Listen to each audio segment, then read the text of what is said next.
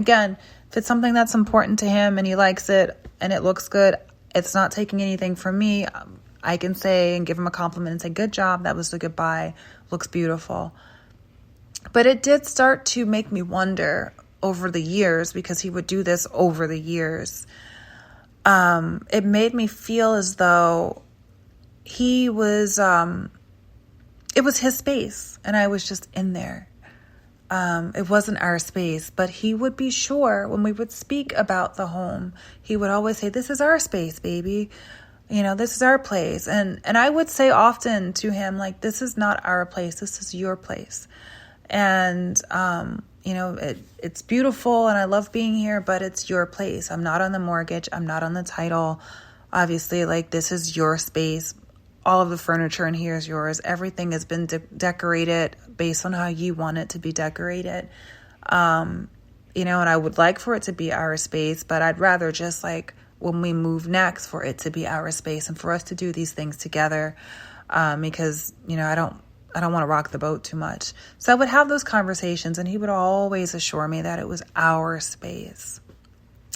And, to that end, we were, he was on the board. I wasn't on the mortgage, so I couldn't be on the board, but he would be participating in board meetings and I would be there as well as his partner.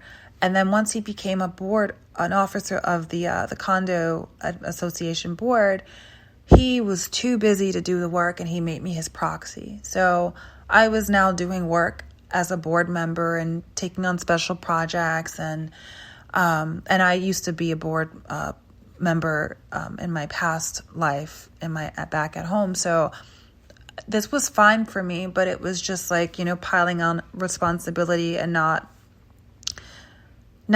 actually doing the work and just kind of having the board seat and then having me be his proxy and being absent for meetings and not really participating.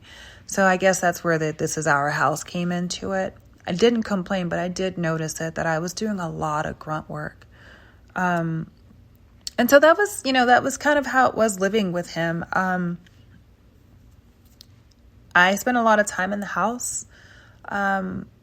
I didn't particularly like the city that we were in, and I had expressed that to him several times over the years, and having this like need and want to return back to my home where I was comfortable and where I knew how to navigate better and where things weren't as nuanced. And he would always ask me to stay for the relationship. Please don't go back. Why would you do that? That's not good for a relationship. And I never caught on to it, but he was putting my needs behind everything else when he wasn't hearing me when I was saying, I'm not happy here. I'm not feeling satisfied. I don't feel like I fit in here. And I would say that, and he would always make it about us. There would not be this, I would understand if you need to go back because your happiness is important too. It was often, well, why would you do that? I don't want you to go back. Why would you do that? Why don't you just stay here? Like, you don't have to go back. You don't have to get, this big job. You can just stay here and, figure it out here together. We'll figure it out. So that's what I did.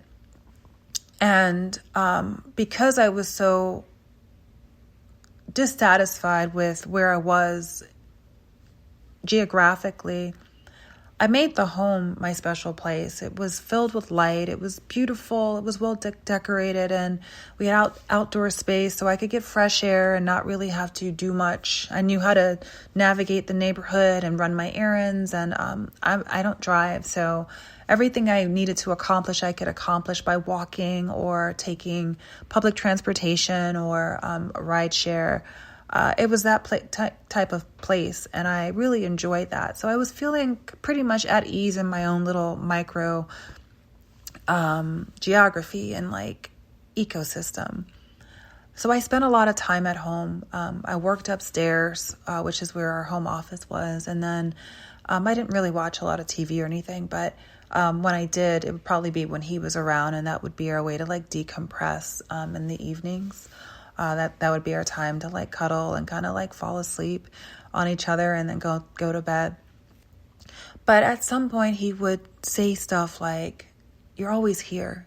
I don't have any space. I don't have any personal time. And he would say that. And so I started to ask him, like, do you want us to figure out something where, like, you can have time alone in the house? Like, would that be okay? Like, I won't be offended, but if you feel like you actually need some, like, alone time at home, like, that works. Like, I totally understand that, because I need that. And, I get that all day because I'm an introvert and I work from home. It's fine. And he never said yes. He just, whenever I would, like, offer some type of solution to a problem he brought up, it wasn't like, okay, yeah, I'll take you up on that. It was like, no, that's not what I want. And it was almost like just like complaining just to complain or to try to make me feel uncomfortable. And I didn't, at the time I just was kind of like, I don't understand. Like, do you need me? Do you need a certain days where you want to have like a few hours to yourself? And now I realize, like, this was all a ploy to maybe try to find a way to, like, sneak women into the house, or, to make sure I wasn't home. But he never took me up on that, because I guess he knew I wasn't really interested in being super social and where we were. I just wasn't into it. It wasn't a place I was super comfortable in, and I was happier in my happy space at home. And so what he did instead was he spent a lot of time outside of the home.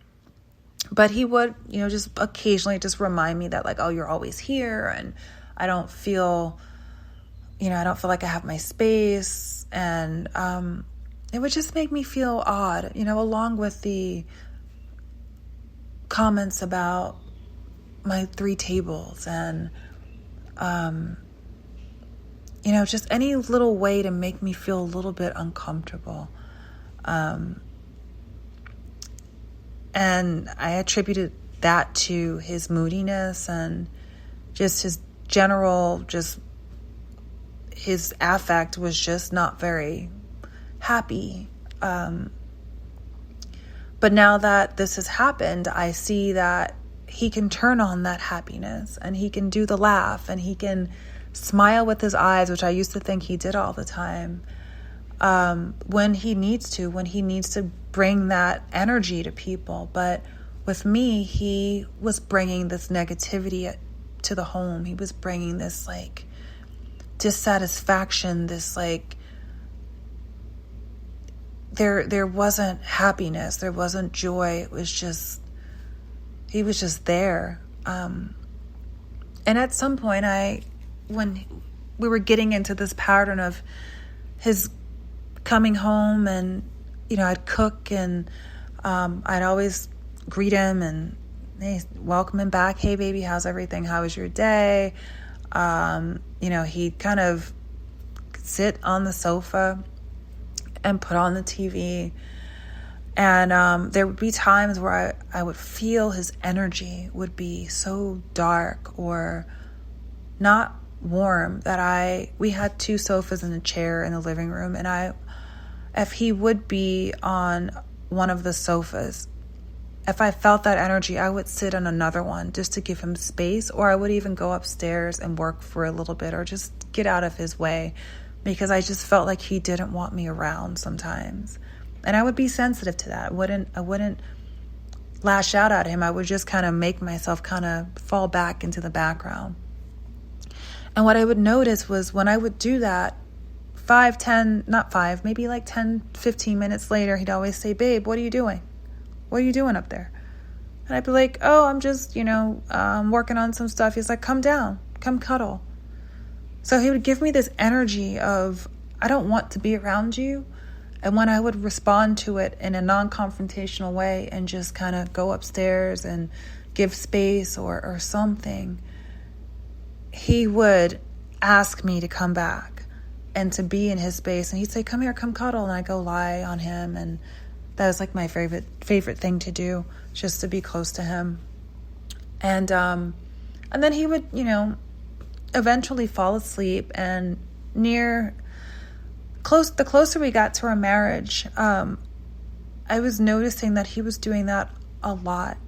We would be our evenings would just be, dinner or something, and we'd be on the sofa watching TV, and then he would eventually fall asleep, and then I would get ready for bed, and I would get in the bed. And again, we lived in this large kind of loft space, so there weren't partitions, and so the TV would be on, and I can hear it, and I can see the lights and stuff.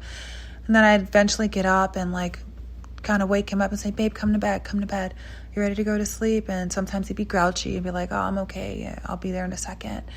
But he was falling asleep on the couch by himself more and more and more. And I was going to bed alone. And then he would eventually get in the bed. And our love language in bed was always pretty consistent. We'd touch each other. We'd hug. We were not having sex, but we would cuddle. And there would always be some level of touch. And that never changed, but I did notice he was slowly distancing himself and finding snoring, falling asleep on the couch, and just not even thinking about, coming to bed or, saying, let's go to bed together. It was often me getting up and letting him sleep a little bit longer. And then if the TV was still on or something, I would just get up and say, hey, babe, do you want to come to bed? It's late. You don't want to sleep on the couch. It'll hurt your back. And that was it. And so as I look back and think about the dynamics in our relationship and how little energy he put into me and us and making sure that I felt like he was interested, and I did at one point during this time say to him, because it was a pattern, and I said, you don't seem to be really putting in any effort into our relationship. I don't want you to, it feels like you're getting a little bit lazy. And I said that, and it wasn't to be confrontational, but it was just to be like, hey, I'm seeing this, this pattern of you just doing this, very routine thing of coming home and watching TV on the couch and, not making conversation with me and not really putting much into this. And, I just want you to know that I'm noticing that. And he was like, oh, okay, I'll be better at that. I'm sorry. And I guess he just said it to write me off or to quiet me up. But, I was constantly in this relationship putting in effort. I wasn't, jumping through hoops, but I was putting in the effort you put into something when you're interested and when you love someone and you want to be around them.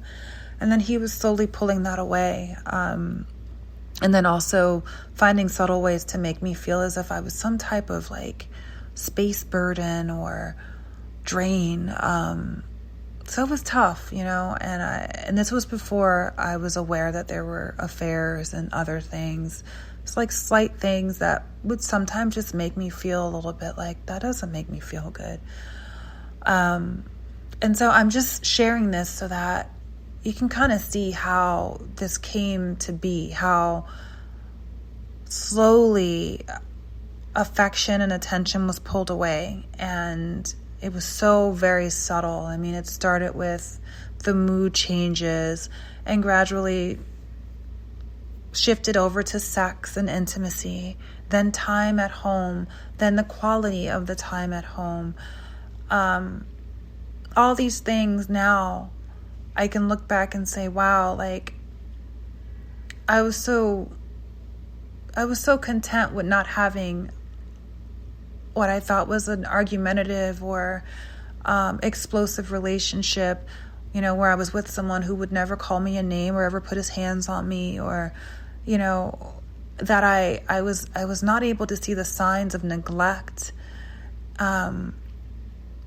And I just want to share that, because if anyone's in this situation, if they know anyone in this situation, pay attention to that and mention it to them, because some people just aren't aware. And I did actually had a friend maybe a year before this all happened. She had invited us to an event with her and her husband. It was a charity event, and she had made a comment to me at some point. It was just I think after we had gotten drinks or we caught up, and she said, he doesn't act like he likes you. He just seems like he's just like, you're just there, and he doesn't like, he's